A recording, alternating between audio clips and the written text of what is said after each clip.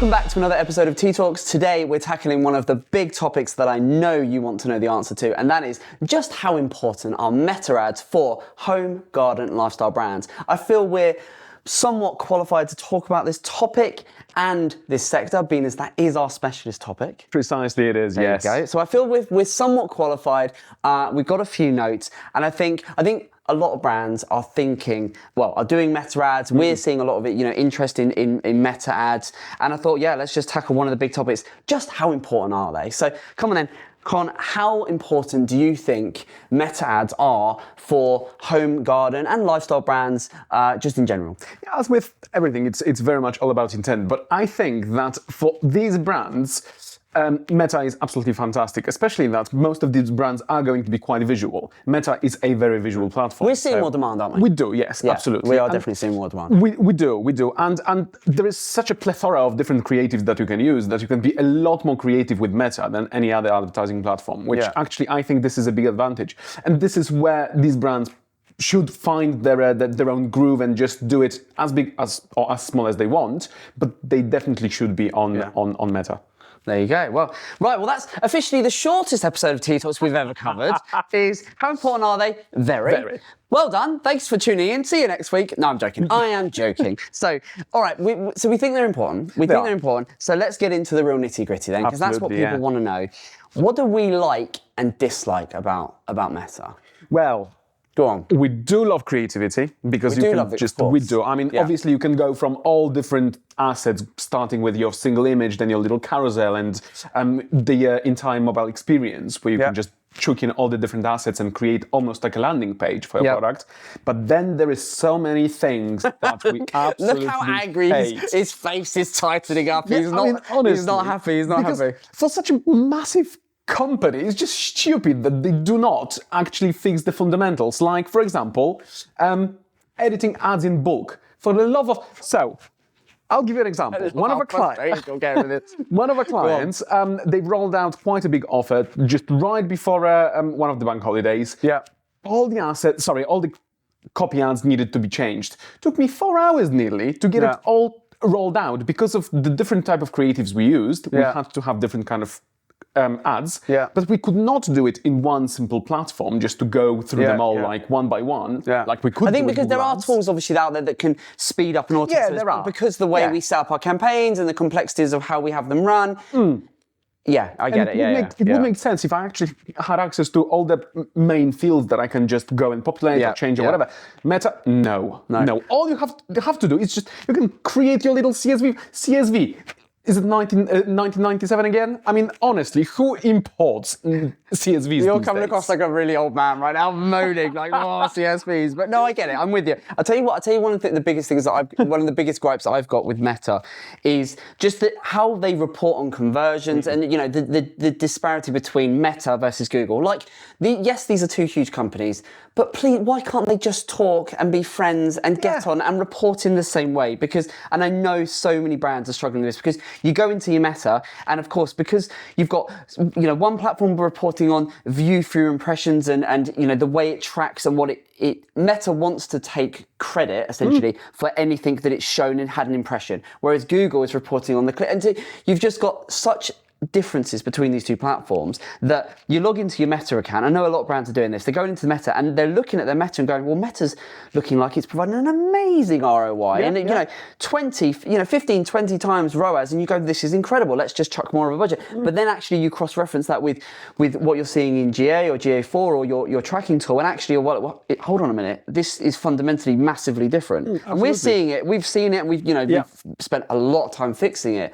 But that is one of my biggest gripes with Meta is just how it tracks and how it fundamentally tracks and measures different things. I'm totally with you, and I think unless Meta is your sole platform for advertising, there is absolutely no way you can, with 100% certainty, attribute what you are seeing in your ledgers with what Meta generated, really. And also the ROAS numbers, they are so hugely inflated mainly because of those really crazy attribution settings they've got. Yeah, exactly. So do we think then Meta, just thinking about Google versus Meta, do we think Do you have a preference in terms of which is more important in terms, because you would agree we see more demand. We're doing more Google ads for our home garden lifestyle brands than we are Meta. That's fair? It is fair We're to definitely say, yes, doing more, aren't we? We're seeing an increase in Meta. We do. But we're definitely, we're so does the demand that we see,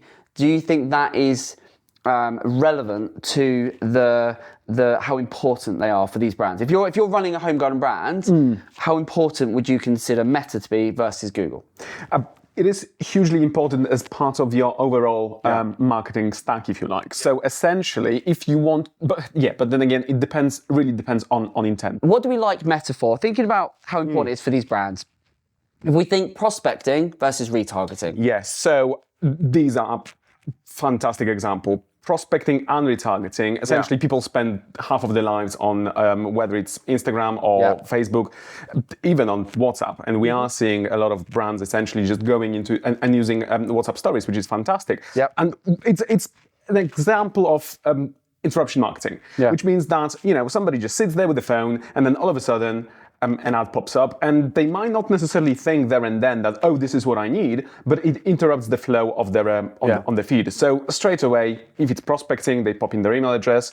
If it's just remarketing, then it joggles the memory. Okay, brilliant. That's what I wanted to buy. And I think, well, if we look at the platform in its entirety.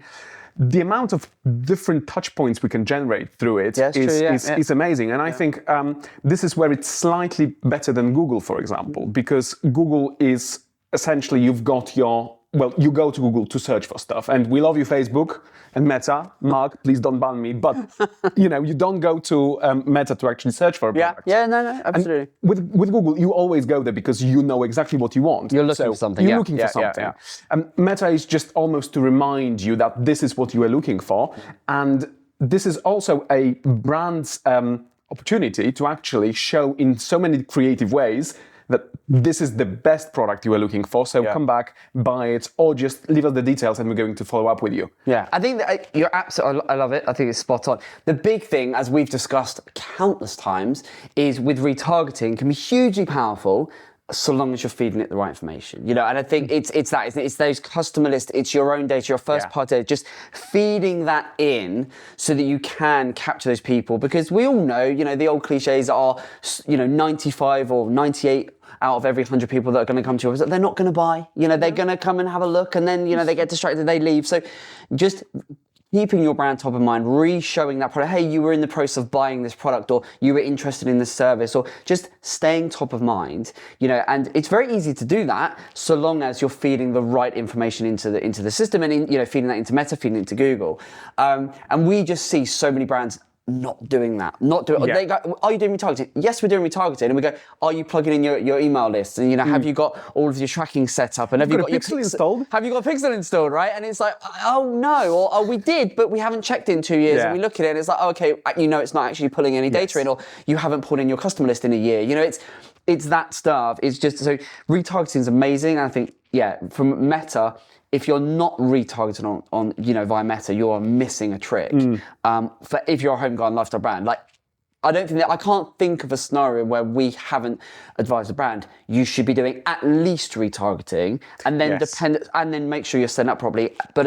And then depending on the product, depending on what it is they're marketing and who the customer is and so on, then prospecting can be hugely influential as well, right? Absolutely. And then on the flip side, prospecting can just then feed data for remarketing, and vice versa. Yeah, exactly. Come on then. Right, so time's pushing on. I want to do a bit of a quick fire. So, what is the best creative? I'm just trying to think. If I was in brand side, if I'm watching this T.E A Talk, I'm loving the Conron show. I think we might have to rename it the Conron show. I think we should. Should we? Absolutely. There's something to ask. What do you think? T.E A Talks or the Conron show? We're not going to change it, but I would still be interested to know what you think. So let us know. But what type of creative do we think is working best? Are we seeing that's working best right now? Well, for conversions and direct purchases, definitely catalog campaigns. Okay. So people who are looking for the product get fed those ads. They go in through the creative, they just go and buy it. For prospecting and general brand awareness, it's either single image or it's a carousel. Okay. You've got producer Darren sitting over there staring daggers at you because you haven't mentioned video. And video. There you go, there you go. So producer Darren's not happy. He's like, video. He's like, make sure you mention video. Video is key. I'm an old man. But no, we do. Of course, we love video.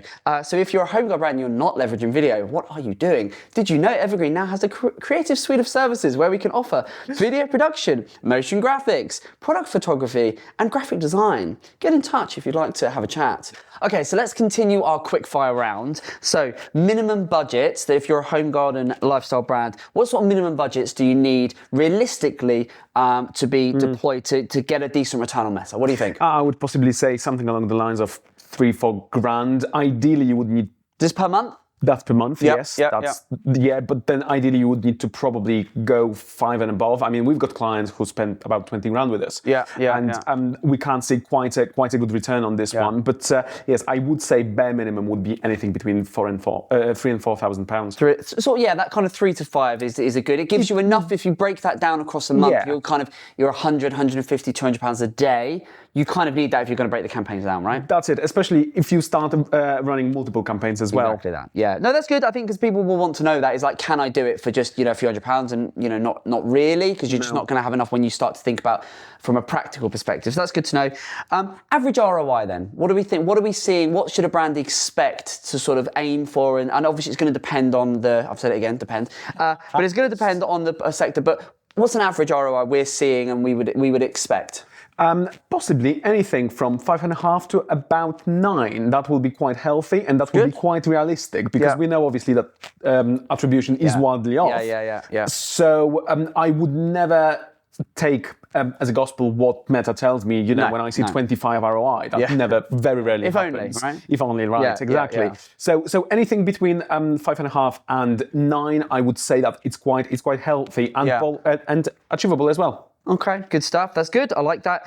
We joked about video earlier, but in all seriousness, we do think video plays a huge role, and we are seeing a lot more of it, aren't we? So we do. Producer Darren will be happy, but we are seeing a lot of video. We're doing a lot more of it. We do. Hence the creative services we've introduced, and we are advocating it to brands, is saying play with video, leverage video, utilize video, and it doesn't always have to be polished, does it? No, it doesn't. Okay, here's a big one that we talk about a lot, and we talk to our clients a lot about, is how frequently should a home garden brand, you've got different offers, different times of the year, different seasons, how often should you be changing your creative? Every season. Yeah, but I would say. What about if a brand is thinking they need to change it every week? Do they need to do that? Absolutely not. So first of all, Meta will just not have enough time to learn what impact your creatives have. So I would possibly say just try and test, do as much A/B testing as you possibly can, but keep looking at your reports, and just your reporting will tell you how well your creative was received, and it will also tell you at which point your audience starts being slightly fatigued by what they are seeing. And this goes for both for your ad copy as well as your visuals. Videos, on the other hand, is one of the ones that you don't have to change that often because it's so interactive and it changes so quickly in terms of in terms of the what people are seeing. That this one is the one that you can possibly just use for longer period than the other ones. But if you think about seasonality of your products as well, if you think about who you're going to attract and who is going to be more responsive to your messaging, whether it's an offer or whether it's somebody who just genuinely is looking for a product, that's something that needs to be really tailored to them. And Meta will essentially arm you with all that intelligence. To put you on the spot then, just before we wrap up, on average, if you think about our client portfolio, how often, what frequency do you think we change the creative for our clients on average?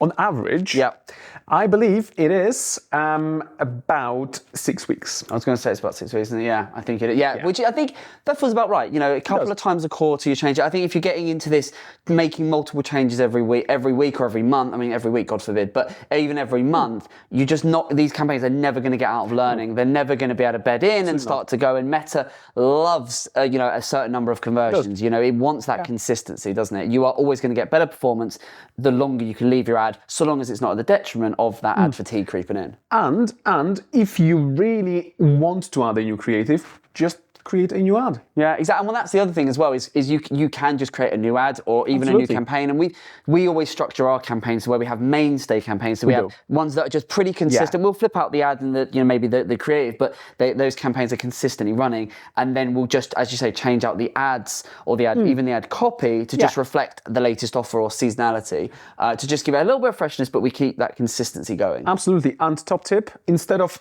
changing the budget on the campaign level, change budget on the ad set level. That is a good one. Good. There you go. So how important do we think meta ads are? I think the consensus is very, but I think there's a lot of things to consider. There's a lot of ways you can improve that performance. And I think it's very, I mean, Meta, Mark Zuckerberg will take your money all day long if you let him. So I think you've got to be really careful. You've got to trade carefully. But I think our resounding thing, would you agree? It's kind of, it's a big thumbs up. Yes. We love it. And I think if you're a home garden and lifestyle brand, you should be doing it. What do you think? Definitely should. Absolutely. And yes, just make it one of the big mainstays of your marketing stack and you'll be fine. There you go. You heard it here first. I hope you've enjoyed this latest episode of T Talks. We've had a lot of fun, as you can tell. And we'll see you on the next one. All the best.